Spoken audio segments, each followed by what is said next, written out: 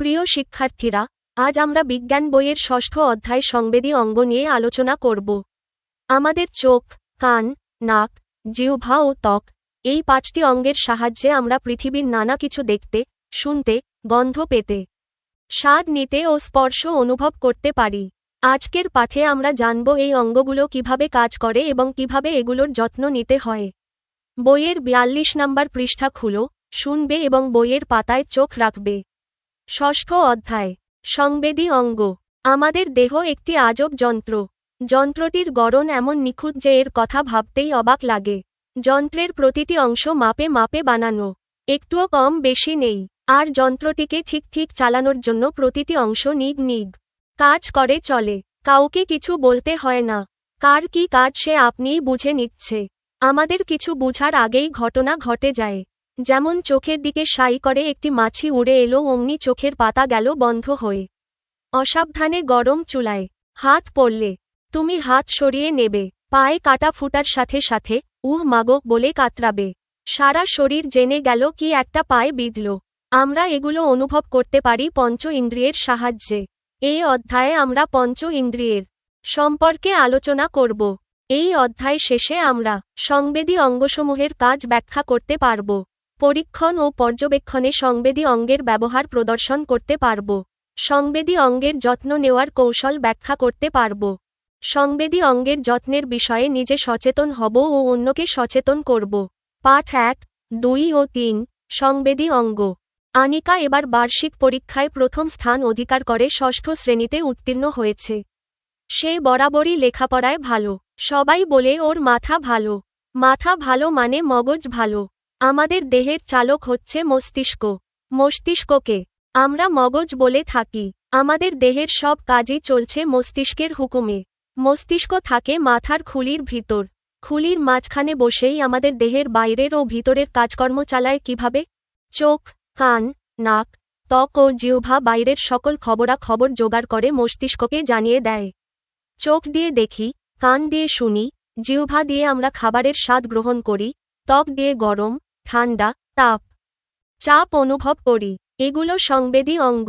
এদের সাহায্যে মস্তিষ্ক জানতে পারে বাইরের সকল খবরাখবর।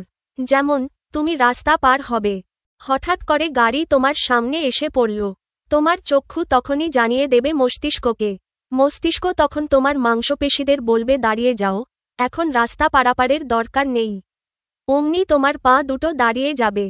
চোখ। আমরা চোখ দিয়ে পৃথিবীর সবকিছু দেখতে পাই। চোখ কিভাবে গঠিত? মাথার সামনে দুটো অক্ষি কোটরের মধ্যে একজোড়া চোখ থাকে। 6টি পেশির সাহায্যে প্রতিটি চোখ অক্ষি কোটরে আটকানো থাকে। এই পেশিগুলোর সাহায্যে অক্ষিগোলক নড়াচড়া করানো যায়। আমরা যাকে অশ্রু বলি তা হল চোখের পানি। এই অশ্রু আসে কোথা থেকে?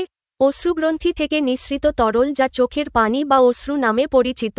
অশ্রু সবসময় চোখকে ভেজা রাখে। বাইরের ধুলোবালি ও জীবাণু পড়লে তা ধুয়ে পরিষ্কার রাখতে সাহায্য করে।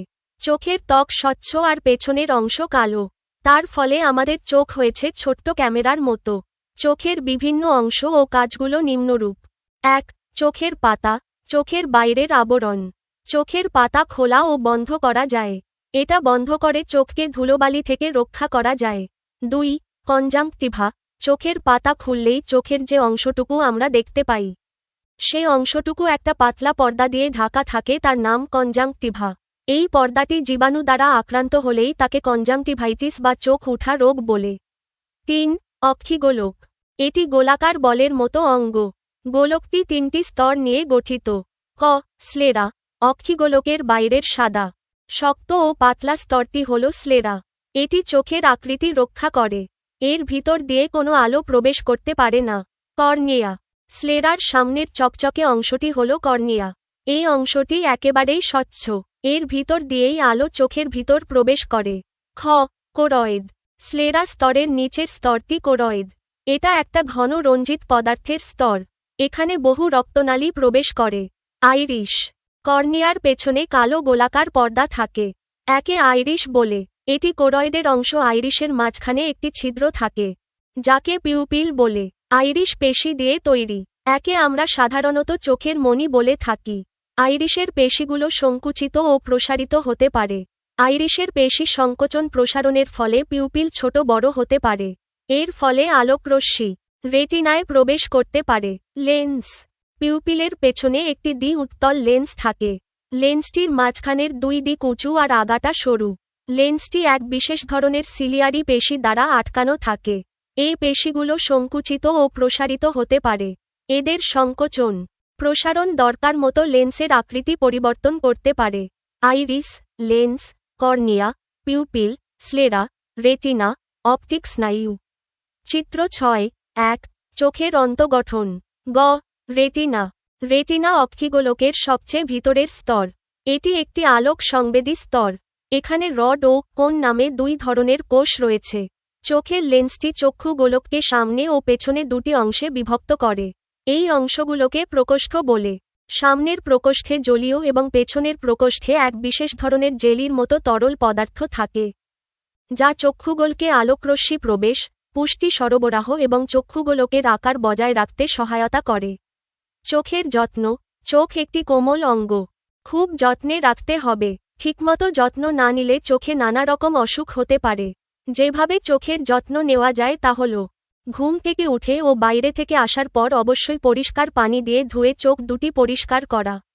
চোখ মোছার জন্য পরিষ্কার কাপড় ব্যবহার করা। নিয়মিত সবুজ শাকসবজি ও রঙিন ফলমূল খাওয়া।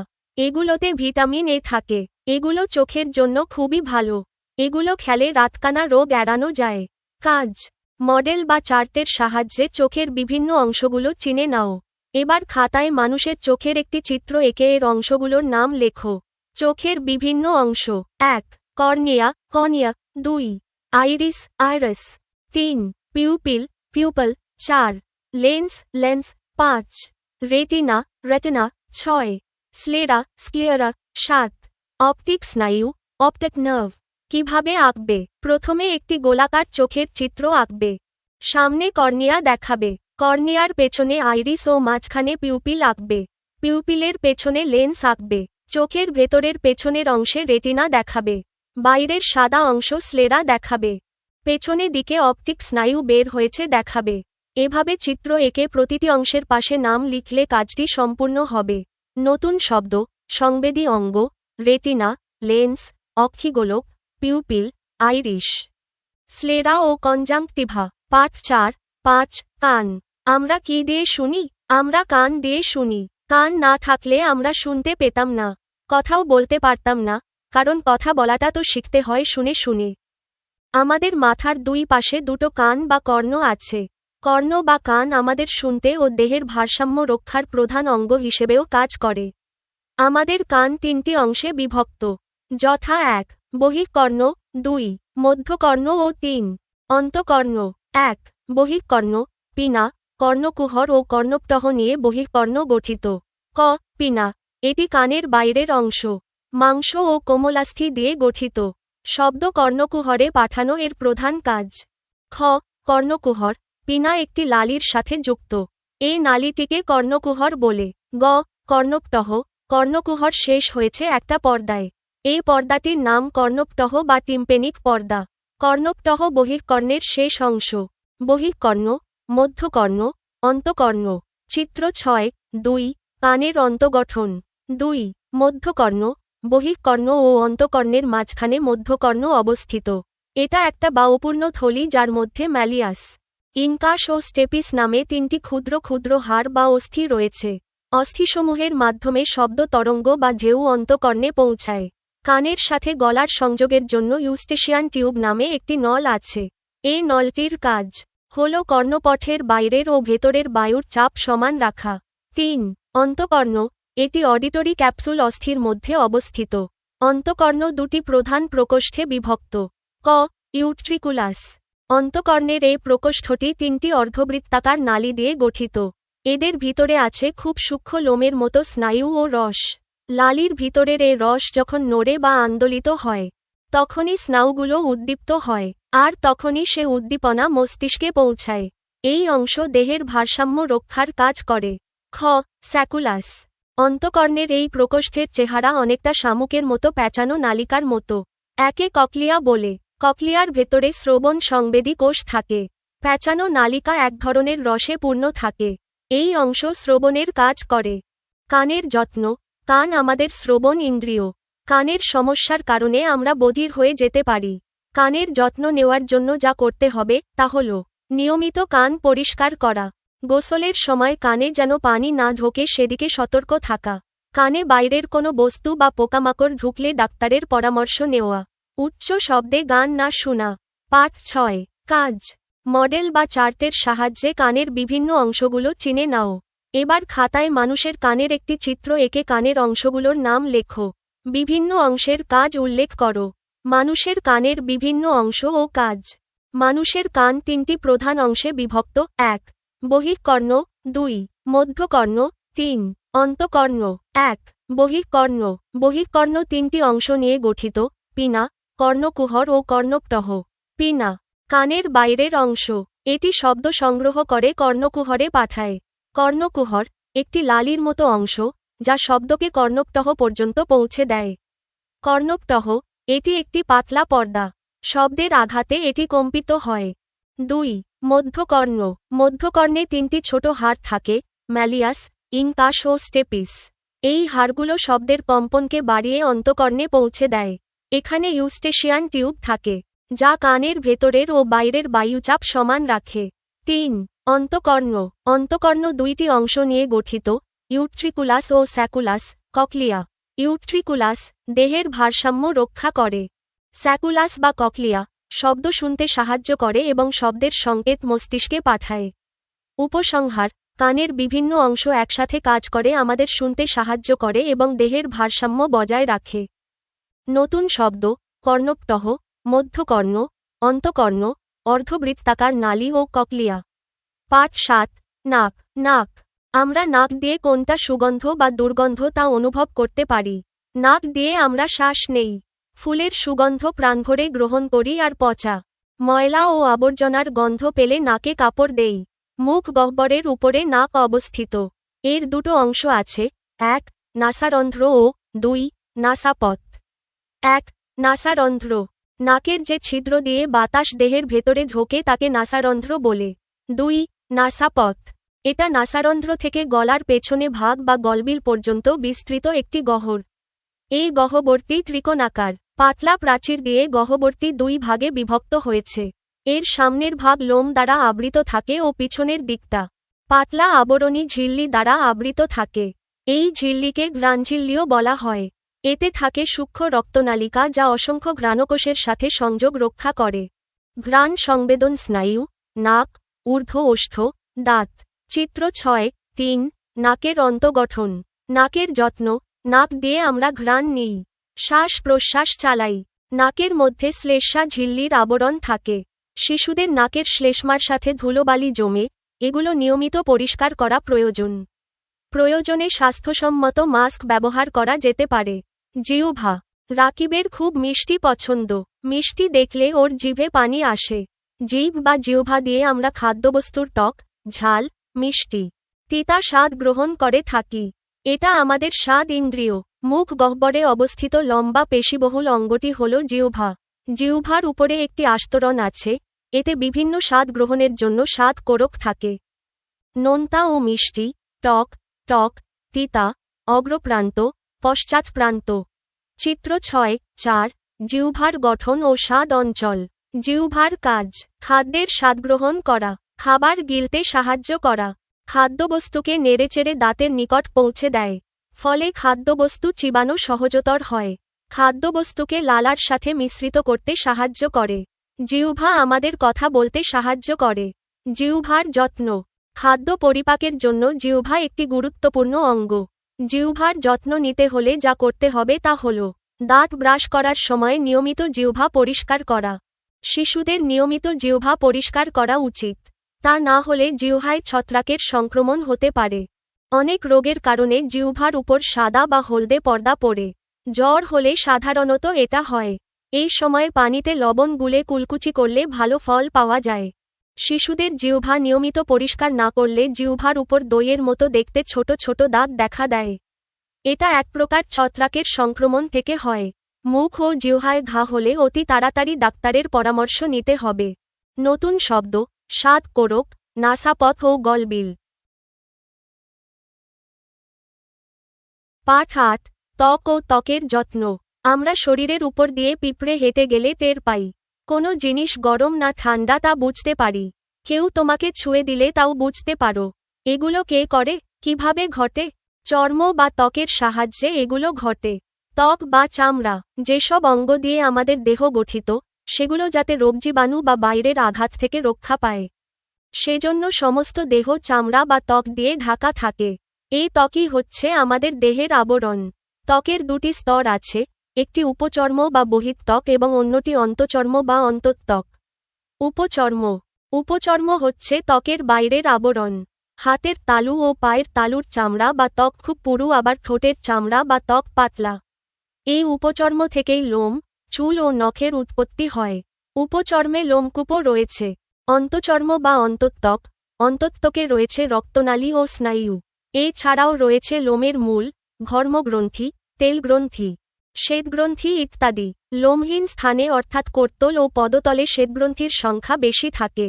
ত্বকের সাধারণ কাজ: দেহের ভিতরের কোমল অংশকে বাইরের আঘাত, ঠান্ডা, গরম, রোদ ইত্যাদি থেকে রক্ষা করে। দেহে রোগজীবাণু ঢুকতে বাধা দেয়। ঘাম বের করে দিয়ে শরীর ঠান্ডা ও সুস্থ রাখে। দেহের ক্ষতিকর পদার্থ বের করে দেয়। সূর্য রশ্মি থেকে দেহকে রক্ষা করে। লোম, উপচর্ম, অন্তঃচর্ম, ঘর্মগ্রন্থি। চিত্র ৬.৫ ত্বকের অনুচ্ছেদ। ত্বকের যত্ন। ত্বক আমাদের দেহের বাইরের আবরণ তৈরি করে। ত্বকের যত্ন নিতে হলে যা করা দরকার তা হল: নিয়মিত গোসল করা। নিয়মিত গোসল করলে ত্বক বা চামড়ার সংক্রমণ, খুশকি, চুলকানি ইত্যাদি সমস্যা এড়ানো যায়। অন্যের ব্যবহার করা তোয়ালে ব্যবহার করা উচিত নয়। ২-১ দিন পরপর নিজের ব্যবহৃত তোয়ালে বা গামছা গরম পানি ও সাবান দিয়ে পরিষ্কার করা। ত্বকে কোনো রকম রোগ, যেমন খোসপাচড়া, দাঁত দেখা দিলে ডাক্তারের পরামর্শ নিতে হবে। ডাক্তারের পরামর্শ ছাড়া কোনো মলম ব্যবহার করা যাবে না। কাজ: মডেল বা চার্ট দেখে ত্বকের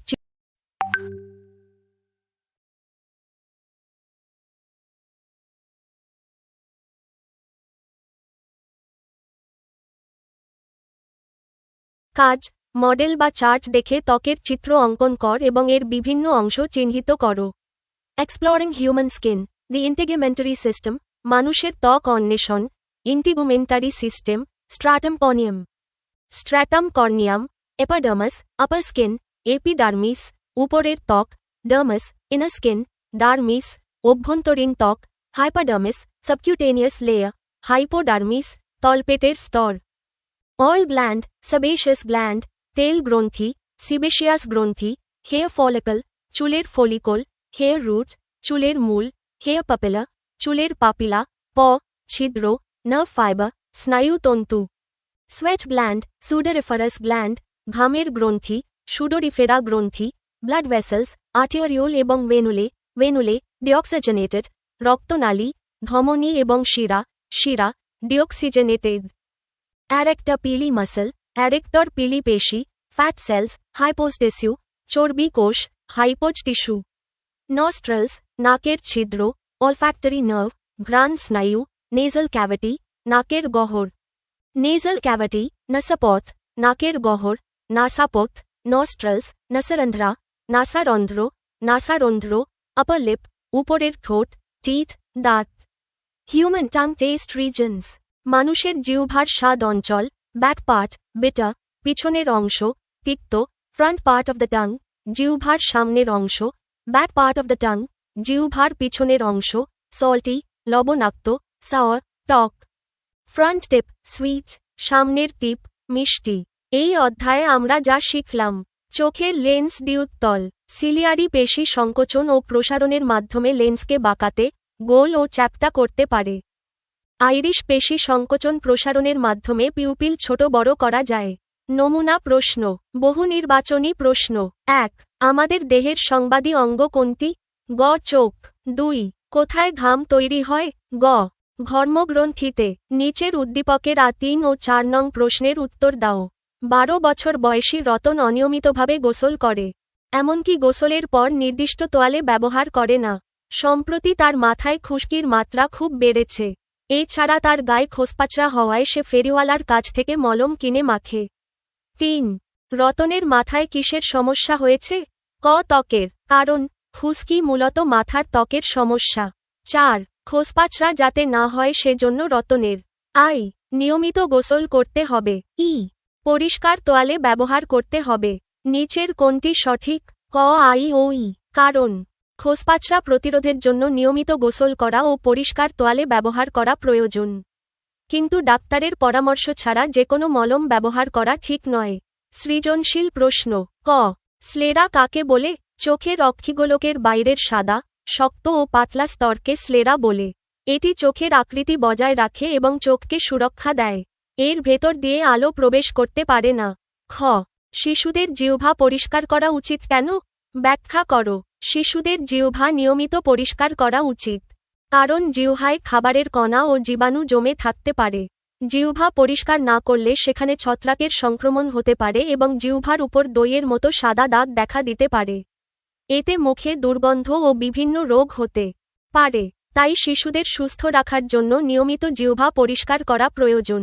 1 নিচের উদ্দীপকের আলোকে প্রশ্নগুলোর উত্তর দাও। উদ্দীপকে প্রদত্ত চিত্র দুটির মধ্যে পি হল মানুষের জিহ্বা এবং কিউ হল চোখ। প্রশ্ন দুটির উত্তর নিচে বিস্তারিতভাবে ব্যাখ্যা করা হল। গ পি আমাদের কি করতে সাহায্য করে? ব্যাখ্যা করো। জিহ্বা আমাদের শরীরের একটি অত্যন্ত গুরুত্বপূর্ণ সংবেদী অঙ্গ। এটি আমাদের নিম্নলিখিত কাজগুলোতে সাহায্য করে। স্বাদ গ্রহণ। জিহ্বার উপরে অসংখ্য ছোট ছোট স্বাদ কোরক টেস্ট বাডস থাকে। এর মাধ্যমে আমরা মিষ্টি, টক, নোনতা ও তিতো স্বাদ অনুভব করতে পারি। খাদ্য চর্বণ ও গলাধঃকরণ। খাবার চিবানোর সময় জিহ্বা খাবারকে দাঁতের নিচে পৌঁছে দেয় এবং লালার সাথে মেশাতে সাহায্য করে। খাবারটি পিচ্ছিল হলে তা সহজে গিলতে সাহায্য করে। কথা বলতে সাহায্য করা। জিহ্বা মুখের ভেতরে বিভিন্ন অবস্থানে নড়াচড়া করে আমাদের নির্দিষ্ট শব্দ ও বর্ণ উচ্চারণে সাহায্য করে। জিহ্বা ছাড়া পরিষ্কারভাবে কথা বলা অসম্ভব। পরিচ্ছন্নতা। জিহ্বা অনেক সময় দাঁতের ফাঁকে জমে থাকা খাবারের কণা পরিষ্কার করতেও ভূমিকা রাখে। ঘ কিউ এর এম ও এন অংশের ক্ষতিগ্রস্ততার সম্ভাব্য ফলাফল বিশ্লেষণ করো। কিউ চোখ এর এম ও এন অংশের ক্ষতিগ্রস্ততার ফলাফল বিশ্লেষণ। উদ্দীপকের চিত্র কিউতে এম চিহ্নিত অংশটি হল তারা রন্ধ্র বা পিউপল এবং এন চিহ্নিত অংশটি হল কনিনিকা বা আইরিস। এদের ক্ষতিগ্রস্ততার সম্ভাব্য ফলাফল নিচে বিশ্লেষণ করা হল। 1 এম পিউপিল ক্ষতিগ্রস্ত হলে। পিউপিল হল চোখের মাঝখানের কালো ছিদ্র যার মাধ্যমে আলো চোখের ভেতরে প্রবেশ করে। দৃষ্টিশক্তির ব্যাঘাত। যদি পিউপিল ঠিকমতো সংকুচিত বা প্রসারিত হতে না পারে, তবে তীব্র আলোতে চোখ ধাঁধিয়ে যাবে অথবা কম আলোতে কিছুই দেখা যাবে না। রেটিনার ক্ষতি। অতিরিক্ত আলো সরাসরি ভেতরে প্রবেশ করলে চোখের সংবেদনশীল অংশ রেটিনা স্থায়ীভাবে ক্ষতিগ্রস্ত হতে পারে, যার ফলে মানুষ অন্ধ হয়ে যেতে পারে। 2 এন আইরিশ ক্ষতিগ্রস্ত হলে। আইরিশ হল পিউপিলের চারপাশের রঙিন অংশ যা পেশি দিয়ে গঠিত। এর কাজ হল পিউপিলের আকার নিয়ন্ত্রণ করা, আলোর নিয়ন্ত্রণ হারানো। আইরিশ ক্ষতিগ্রস্ত হলে পিউপিলের প্রসারণ ও সংকোচন নিয়ন্ত্রণ হারাবে। এতে চোখ আলোর তীব্রতার সাথে খাপ খাওয়াতে পারবে না। ঝাপসা দৃষ্টি। আইরিশের পেশি ঠিকমতো কাজ না করলে লেন্সের ওপর আলোর ফোকাস ঠিক থাকে না, ফলে দৃষ্টি ঝাপসা হয়ে যায়। সারসংক্ষেপ। চোখের এই দুটি অংশ একে অপরের পরিপূরক। এম ও এন এর যেকোনো একটির ক্ষতি হলে চোখের অভ্যন্তরীণ আলোক নিয়ন্ত্রণ ব্যবস্থা ভেঙে পড়বে, যা চূড়ান্ত পর্যায়ে দীর্ঘমেয়াদী দৃষ্টিহীনতা বা মারাত্মক চোখের সমস্যার সৃষ্টি করতে পারে। 2 ক সংবেদী অঙ্গ কাকে বলে? যেসব অঙ্গের মাধ্যমে আমরা বাইরের বিভিন্ন উদ্দীপনা যেমন দেখা, শোনা, গন্ধ পাওয়া, স্বাদ গ্রহণ করা ও স্পর্শ অনুভব করা পারি, সেগুলাকে সংবেদী অঙ্গ বলে। মানুষের প্রধান সংবেদী অঙ্গ হল চোখ, কান, নাক, জিহ্বা ও ত্বক। খ চোখের পাপড়ি না থাকলে কি ঘটবে? ব্যাখ্যা করো। চোখের পাপড়ি না থাকলে চোখকে ধুলো, ময়লা, জীবাণু ও সূর্যের অতিরিক্ত আলো থেকে রক্ষা করা সম্ভব হবে না। চোখের পাপড়ি মূলত চোখের বাইরের আবরণ হিসেবে কাজ করে। এটি চোখকে বন্ধ করে ঢেকে রাখে এবং চোখের পানিকে, অশ্রু, চোখে ছড়িয়ে দেয়, যার ফলে চোখ সবসময় ভেজা থাকে এবং সংক্রমণ বা আঘাতের সম্ভাবনা কমে। পাপড়ি না থাকলে চোখ শুকিয়ে যাবে, চোখে ঝাপসা দৃষ্টি বা সংক্রমণ ঘটতে পারে, এবং চোখের অভ্যন্তরীণ অংশ যেমন কর্নিয়া ও রেটিনা সহজেই ক্ষতিগ্রস্ত হতে পারে। তাই চোখের পাপড়ি চোখের নিরাপত্তা ও সুস্থতার জন্য অত্যন্ত গুরুত্বপূর্ণ। নিচের উদ্দীপকের আলোকে প্রশ্নগুলোর উত্তর দাও। গ উদ্দীপকের এ অঙ্গের যত্ন নেওয়া প্রয়োজনীয়তা ব্যাখ্যা করো। ত্বক আমাদের দেহের বাইরের আবরণ এবং এটি শরীরের প্রথম প্রতিরক্ষা স্তর হিসেবে কাজ করে। এর যত্নে প্রয়োজনীয়তা নিচে ব্যাখ্যা করা হল। সংক্রমণ রোধ। ত্বক ধুলোবালি ও জীবাণু থেকে শরীরকে রক্ষা করে। নিয়মিত পরিষ্কার না করলে ত্বকে ফোড়া, দাগ বা চুলকানির মতো চর্মরোগ হতে পারে। তারা চিহ্ন লোমকূপ সচল রাখা। ঘামের মাধ্যমে শরীর থেকে বর্জ্য পদার্থ বের হয়ে যায়। ত্বক পরিষ্কার না থাকলে লোমকূপ বন্ধ হয়ে যায়, ফলে শরীরের বর্জ্য ঠিকমতো বের হতে পারে না। শরীরের তাপমাত্রা নিয়ন্ত্রণ। সুস্থ ত্বক ঘাম নিঃসরণের মাধ্যমে দেহের স্বাভাবিক তাপমাত্রা বজায় রাখে। বাহ্যিক সৌন্দর্য। ত্বকের সঠিক যত্ন, যেমন নিয়মিত গোসল ও পরিষ্কার কাপড় পরা, ত্বককে সতেজ রাখে এবং আমাদের সুস্থ দেখায়। ঘ উদ্দীপকের বি অঙ্গের সি ও এফ চিহ্নিত অংশের প্রয়োজনীয়তার তুলনামূলক আলোচনা করো।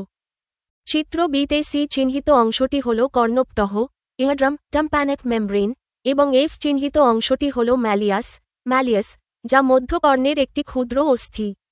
শ্রবণ প্রক্রিয়ায় এদের উভয়েরই গুরুত্ব অপরিসীম। সি ও এফ এর তুলনামূলক প্রয়োজনীয়তা। বৈশিষ্ট্য। সি কর্ণপটহ, এফ ম্যালিয়াস। অবস্থান। বহিঃকর্ণ ও মধ্যকর্ণের সংযোগস্থলে অবস্থিত একটি পাতলা পর্দা। মধ্যকর্ণের তিনটি অস্থির মধ্যে প্রথম এবং বৃহত্তম অস্থি। কাজ। এটি বাইরে থেকে আসা শব্দ তরঙ্গকে গ্রহণ করে এবং নিজে কেঁপে ওঠে। এটি কর্ণপটহ থেকে কম্পন গ্রহণ করে পরবর্তী অস্থিতে ইনকাশ পাঠায়। প্রধান ভূমিকা। শব্দ তরঙ্গকে যান্ত্রিক কম্পনে রূপান্তর করা এর মূল কাজ। কম্পনের তীব্রতা বাড়িয়ে অন্তকর্ণে পৌঁছে দেওয়া এর মূল কাজ। বিশ্লেষণ। ১ সি কর্ণপটহ ছাড়া শব্দ তরঙ্গ মধ্যকর্ণে প্রবেশ করতে পারবে না। এটি ক্ষতিগ্রস্ত হলে মানুষ বধির হয়ে যেতে পারে কারণ শব্দের কম্পন শুরুরই হবে না। ২ অন্যদিকে এফ ম্যালিয়াস হল একটি পরিবাহক। এটি এবং এর সাথে থাকা অন্য দুটি অস্থি, ইনকাশ ও স্টেপিস, মিলে কম্পনকে কয়েক গুণ শক্তিশালী করে অন্তকর্ণে পাঠায়। এটি ক্ষতিগ্রস্ত হলে শব্দ সংকেত মস্তিষ্কে পৌঁছানোর মতো যথেষ্ট শক্তিশালী হবে না। উপসংহার। সহজ কথায়, সি কম্পন তৈরি করে আর এফ সেই কম্পনকে এগিয়ে নিয়ে যায়। শ্রবণ প্রক্রিয়ায় একটির অনুপস্থিতিতে অন্যটি অকেজো, তাই দুটির প্রয়োজনীয়তাই সমানভাবে গুরুত্বপূর্ণ। সংক্ষিপ্ত উত্তর প্রশ্ন ১ জিহ্বাকে কোন ধরনের ইন্দ্রিয় বলা হয়? ব্যাখ্যা করো। জিহ্বা হল স্বাদ ইন্দ্রিয়। ব্যাখ্যা। জিহ্বার উপরে থাকা স্বাদ কোরকের মাধ্যমে আমরা মিষ্টি, টক, নোনতা ও তিতা স্বাদ অনুভব করি। তাই জিহ্বা খাবারের স্বাদ গ্রহণের জন্য গুরুত্বপূর্ণ সংবেদী অঙ্গ। ২ চোখ উঠা রোগকে কনজাংক্টিভাইটিস বলা হয় কেন? ব্যাখ্যা করো। চোখ উঠা রোগকে কনজাংক্টিভাইটিস বলা হয় কারণ এটি চোখের কনজাংক্টিভা নামের পাতলা পর্দার সংক্রমণ। ব্যাখ্যা। কনজাংক্টিভা হল চোখের পাপড়ি খুললে দেখা যাওয়া অংশকে ঢেকে থাকা পাতলা ঝিল্লি। যখন এখানে ব্যাকটেরিয়া বা ভাইরাস আক্রমণ করে, তখন চোখ লাল হয়ে ওঠে। জল আনা বা চুলকানি দেখা দেয়, একে চোখ উঠা বা কনজাংক্টিভাইটিস বলা হয়। ৩ মধ্যকর্ণ কিভাবে শ্রবণে সহায়তা করে? ব্যাখ্যা করো। মধ্যকর্ণ হল কানের বহিঃকর্ণ ও অন্তকর্ণের মাঝের অংশ। এতে তিনটি ছোট হাড়, অস্থি, থাকে, ম্যালিয়াস, ইনকাশ ও স্টেপিস। কাজের ব্যাখ্যা। শব্দ যখন বহিঃকর্ণের মাধ্যমে আসে, তখন এটি মধ্যকর্ণে পৌঁছায়। এই তিনটি হাড় শব্দের কম্পনকে বাড়িয়ে অন্তকর্ণে পৌঁছায়, ফলে আমরা শব্দ শুনতে পারি। এছাড়াও, মধ্যকর্ণে থাকা ইউস্টেশিয়ান টিউব কানের ভিতরের ও বাইরের বায়ুর চাপ সমান রাখে, যাতে শব্দ সঠিকভাবে পরিবেশিত হয়। সারসংক্ষেপ, মধ্যকর্ণ শব্দকে শক্তিশালী করে এবং অন্তকর্ণে পৌঁছে দিয়ে শ্রবণ প্রক্রিয়াকে সহজ ও কার্যকর করে। ৪ চোখের রেটিনার কাজ ব্যাখ্যা করো। রেটিনা হল চোখের অক্ষিগোলকের সবচেয়ে ভিতরের স্তর, যা আলোক সংবেদী কোষ দিয়ে তৈরি। কাজের ব্যাখ্যা। এটি আলোকে শনাক্ত করে দৃশ্য তথ্য মস্তিষ্কে পাঠায়। রেটিনায় দুটি ধরনের কোষ থাকে, রড কোষ, অল্প আলোতে দেখতে সাহায্য করে, এবং কোন কোষ, রং এবং বিস্তারিত দেখতে সাহায্য করে। লেন্সের মাধ্যমে আলো রেটিনায় পড়ে, এবং রেটিনা সেই আলোক সংকেতকে স্নায়ুর মাধ্যমে মস্তিষ্কে পাঠায়, যাতে আমরা সবকিছু দেখতে পারি। সারসংক্ষেপ, রেটিনা হল চোখের ফটোসেন্সর, যা আলোর সংকেত ধরতে ও দৃশ্য তৈরি করতে সাহায্য করে। ৫ চোখের লেন্স নষ্ট হয়ে গেলে কি ঘটবে? চোখের লেন্স নষ্ট হয়ে গেলে লেন্স আলোকে ঠিকভাবে ফোকাস করতে পারে না, ফলে দৃষ্টি ঝাপসা বা অস্পষ্ট হবে। কাছের বা দূরের জিনিস পরিষ্কারভাবে দেখা সম্ভব হবে না। দীর্ঘ সময়ে লেন্সের সমস্যা চোখের গুরুতর অসুখ বা দৃষ্টি কমার কারণ হতে পারে। সারসংক্ষেপ: লেন্স চোখের দৃষ্টিশক্তি ঠিক রাখার জন্য গুরুত্বপূর্ণ, তাই এটি নষ্ট হলে আমাদের দেখতে সমস্যা হবে। আপনারা আমাদের ভুলগুলো কমেন্টে জানাতে পারেন। যদি উপকৃত হন, তবে সাবস্ক্রাইব করুন, ভিডিওটি শেয়ার করুন এবং বন্ধুদের সঙ্গে জানিয়ে দিন। আমাদের আয়োজন এমনভাবে পরিকল্পনা করা হয়েছে যাতে শিক্ষার্থীরা কোনো গাইড বই ছাড়াই নিজস্বভাবে আনন্দের সঙ্গে শিখতে পারে এবং জ্ঞান অর্জন করতে পারে। ধন্যবাদ।